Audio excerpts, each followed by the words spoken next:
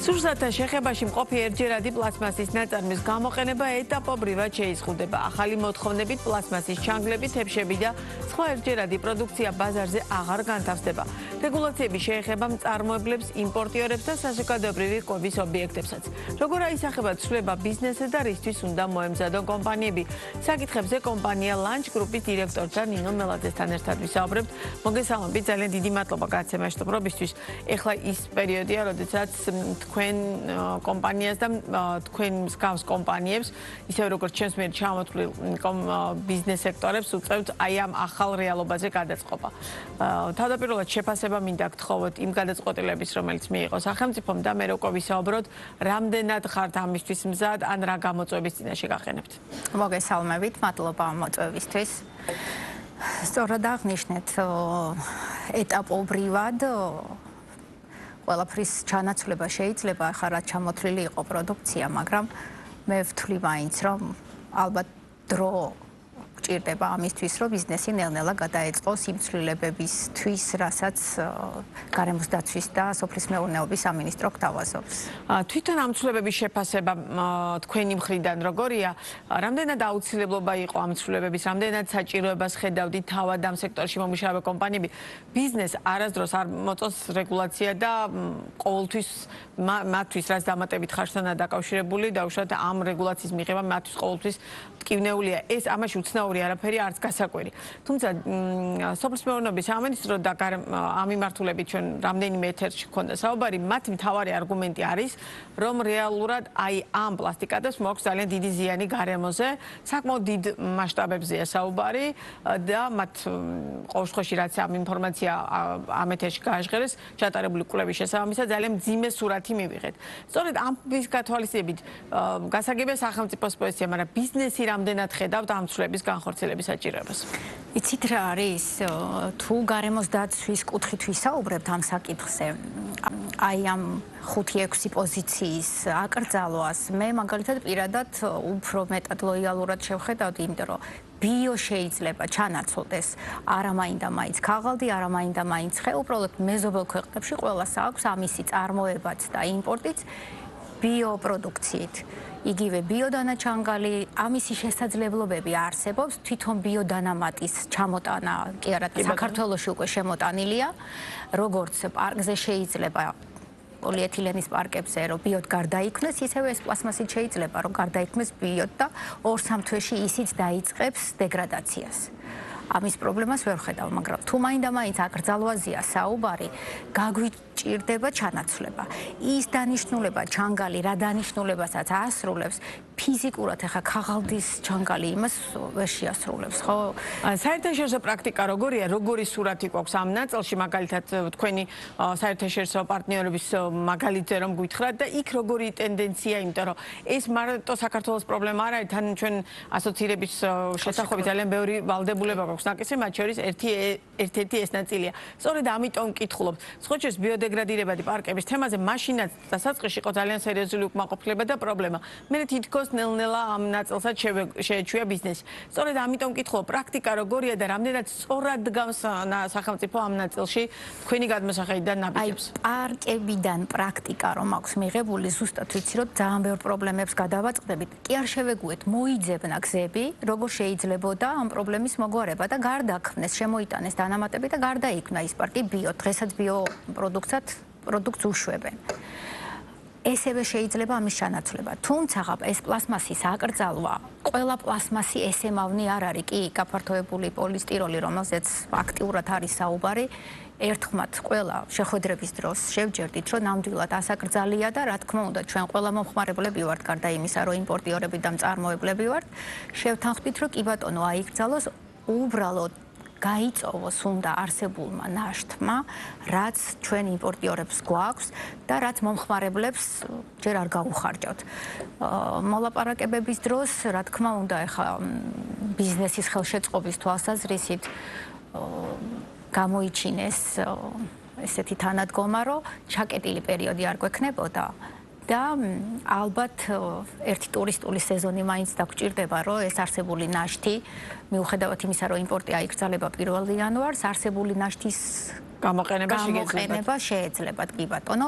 იმ პროდუქციის, რა პროდუქციაზეც არის ახლა აქტიურად საუბარი ეს დანაჩანგალი და საწყობი ჭხირები. ერთი კომპანიის მაგალითზე, მაგალითად ამ შემთხვევაში თქვენს მაგალითზე რომ მაყურებელს ავუხსნათ პირობითად, რა ვადაში დაგჭირდებათ აი ამის შეცვლა, ამ ახალ რეალობაზე გადაწყობა და რამდენად დიდ ხარჯთან იქნება ეს დაკავშირებული?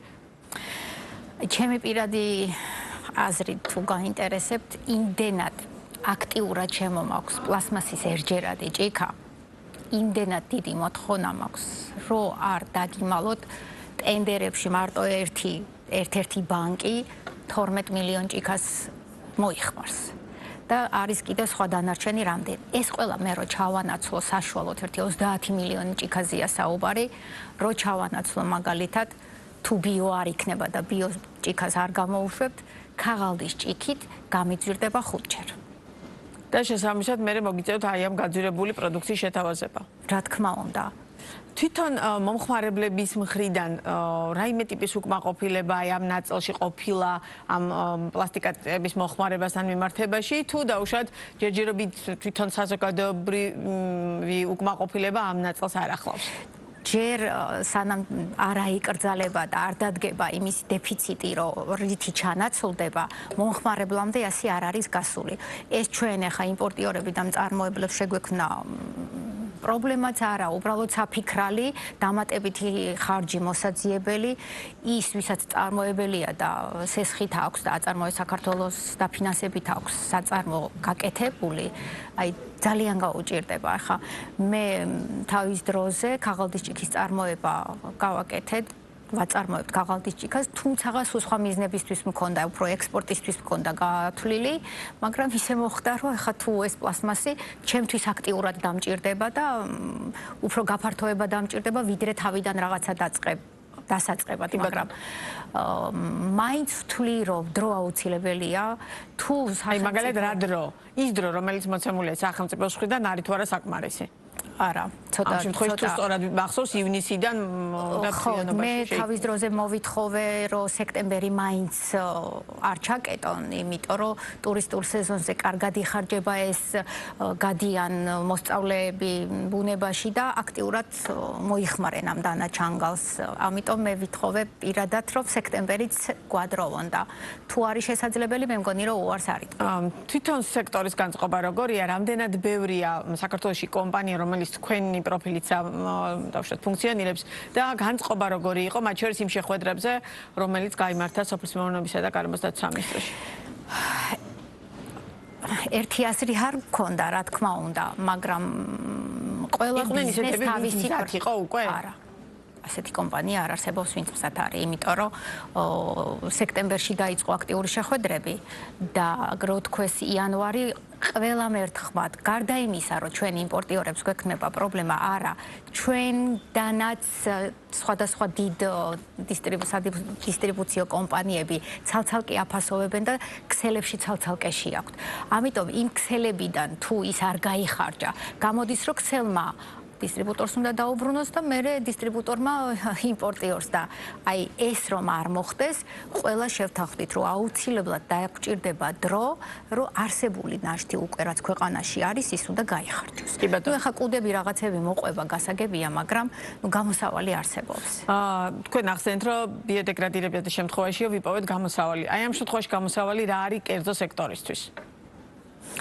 კერძო სექტორს ისევ ჩვენ უნდა შევთავაზოთ რაღაცა გამოსავალი, აი სიმართლე გითხრათ, რაღაცა მოძიებული გვაქვს ჩინეთიდან, მეზობელი ქვეყნებიდან, მაგრამ სატრანზიტო დრო იმდენად გვიშლის ხელს მოწოდებები, რომ ეხლა იკრძალება იანვარში და ტვირთები გზაში მაქვს. წარმოიდგინეთ ახლა აკრძალულია, მე უკვე რაღაცა რებრენდინგები გავაკეთე, ის რაც აკრძალვაში მოყვება იანვარში და კონტეინერები გზაშია. შესაბამისად, აი ისეთი გამოსავალია, რომ უნდა დაუშვან გამონაკლისები. მე მაინც ვთვლი, რომ გამონაკლისები იქნება, იმიტომ რომ ზაობა განიცდის გამონაკლისების დაშვება. მე იმ ადამიანთა რიცხვს მივეკუთვნები, რომელსაც მიაჩნია, რომ აი ეს ამ ტიპის რეალური საშიშროება თუ არსებობს, ის ანდრე თუ გვიან და იყოს ჩანაცვლებული და აბსოლუტურად მესმის სახელმწიფო პოლიტიკის ამ ნაწილში სულ რომ არ იყოს პირობითად ევროკავშირთან ასოცირების შეთანხმებით ეს ნაკისრი ესვალდებულება. რადგან საქმე ეხება თქვენ ახსენეთ კიდეც რომ ბავშვები მოიხმარენ, ანუ ძალიან პრობლემურია, როდესაც თუ ამდენად საშიშროება ამ პლასტიკატებით, შესაბამისად მისი მოხმარება და გამოყენება ადრე თუ გვიან არის ასაკრძალი, მაგრამ მანამდე არ ქონდა დაუშვათ ბიზნესთან რაიმე ტიპის კონსულტაცია, ანუ წინასწარი მოთელვითი საუბარი ამაზე, რომ დაუშვათ ეხლა რაც ახსენეთ, რომ პარტია წამოსულია და რეალურად პირველი იანვრიდან ის იკრძალება უკვე. არა, მანამდე არ მქონდა და ზუსტად ესე გააღნიშნე, რომ აი მე არ ვიყავი მზად, მე ესე მარტივი არ არის რაღაცა ახლის შექმნა, რაღაცის შეცვლა, ჩინელ პარტნიორებთან ესე მარტივად არ დგას, ხანდახან რიგში დგახარ, რომ დაგიმზადოს შენი სასურველი პროდუქცია, მერე სანამ თანხას გადაარიცხავენ, სანამ ის დაიტვირთება საზღვაო ხაზით მოდის, 3 თვე, 4 თვე უნდება კონტეინერი რომ ჩამოვიდეს ფოთის პორტში, ამას თავისი ციკლი აქვს, ესე მარტივი არ არის, 2 თვეში რაღაცა მოგვიდა, აგვრძალეთ და დავამთავრეთ. ასე არ ხდება. ნაბიჯ თუ გამონაკლისი იქნება კი ბატონო, თუ მოსაგვარებელი მე მაგალითად ერთი გავაჩერე, ერთი კონტეინერი აღარ წამოვიღე, იმიტომ რომ რისკი შევიმცირე, მაგრამ ერთი უკვე რომელშიც თანხა მქონდა გადახდილი, ფიზიკურად ვერც იქით დავტოვებდი და თავსაც ვერ დავიზარალებდი. ამიტომ მიმართავ განცხადებით, თხოვნით, საბუთებით რეალურად არსებული და მზაობა გამოთქვეს, რომ კი ბატონო, რახან ესეთი სიტუაციაა და მოხდა ასე დაუშვებენ გამონაკლისს, იმიტომ რომ ქონიათ ადრე პრაქტიკაში და მომცემენ იმის შესაძლებლობას, რომ ეს პროდუქცია გაინაშთოს. კი ბატონო, დეფიციტის ნაწილი რადგან ახსენეთ, შეიძლება რომ აი ამ სიტუაციაში შეიქმნას ერთგვარი პრობლემა ამ ნაწილში და იყოს გარკვეულწილად დეფიციტური ეს პროდუქტი? კი, დეფიციტში მოყვება, იმიტომ რომ პლასმასისგან რაღაც პროდუქციის წარმოება გაცილებით მარტივია ვიდრე ქაღალდისგან, ვიდრე ხისგან. საქართველოში ამისი წარმოება ჯერ არ დგას. ქვეყნებშადაც ეს რეალურად აკრძალულია, იქ საკუთარი წარმოება აქვთ? თუ აი სქემა როგორია, ანუ სახელმწიფოს ხო არ დაესიზმრა უხეშად რო თქვა საიდანღაც, რომ ეხლა მაინც ეს უნდა გავაკეთო, ხო? ანუ მაგალითად ევროკავშირის ქვეყნებში როგორია ამ მიმართულებით მიდგომა? ევროკავშირის ქვეყნებში, მაგალითად გერმანიაში დღესაც არის ყველაფერი, რასაც ჩვენ ახლა ვსაუბრობთ და მინახავს და მეც ყველა ჩავდივართ ახლა ევროპაში, ხო? შეგვიძლია ვნახოთ. იქ აკრძალული ასე არ არის, იქ არჩევანის შესაძლებლობა აქვთ. მე მინახავს ქაღალდის ჭიქას, რომ ახურავს ქაღალდის თავსახური, მინახავს ქაღალდის ჭიქას საერთოდ არ ახურავს თავსახური და ზოგიერთ ისევ არ აქვს პლასმასის სახურავი. ის ახლა ბიოა, თუ პოლიპროპილენია, თუ პეტია, თუ პოლისტიროლია, ნამდვილად არ ვიცი, მაგრამ ყოველ შემთხვევაში მე პირადად მინახავს. იმიტომ არის, რომ მე ცოტა არ იყოს უცნაურია თქვენთვის აკრძალვის ნაწილი. ჩემთვის ხო, იმიტომ რომ იოგურტი ჭიქაში პლასმასში ასხია, არაჟანი პლასმასის ჭიქაში ასხია, ყველაფერი გარდა ჩემი წყლის დისპენსერის ჭიქისა, მაინც პლასმასის რაღაც განცდა მაქვს, რომ არათანაბარ სიტუაციაში ვარ ჩავარდნილი. როდესაც ეს ყველაფერი უთხარით, შეხვედრებზე პასუხი როგორი იყო?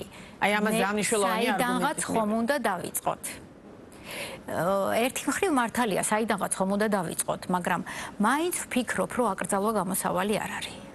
რაღაცა ცოტა სხვანაირად უნდა მივუდგეთ ამ საკითხს. კი ბატონო, ძალიან დიდი მადლობა სტუმრობისთვის, ამ თემაზე საუბრისთვის, იმიტომ რომ ძალიან მნიშვნელოვანია, რომ ამაზე ღიად ვილაპარაკოთ და თუ რაიმე ტიპის პრობლემა არსებობს ამ ნაწილში, სახელმწიფომ ეს მიდგომები გაითვალისწინოს. სიამოვნებით გიმასპინძლებთ ეთერში, თუ იქნება უკვე შეხვედრები შემდგომ გაგრძელების მიმართულებით და ვნახოთ როგორი იქნება სახელმწიფოს რეაგირება. ძალიან დიდი მადლობა.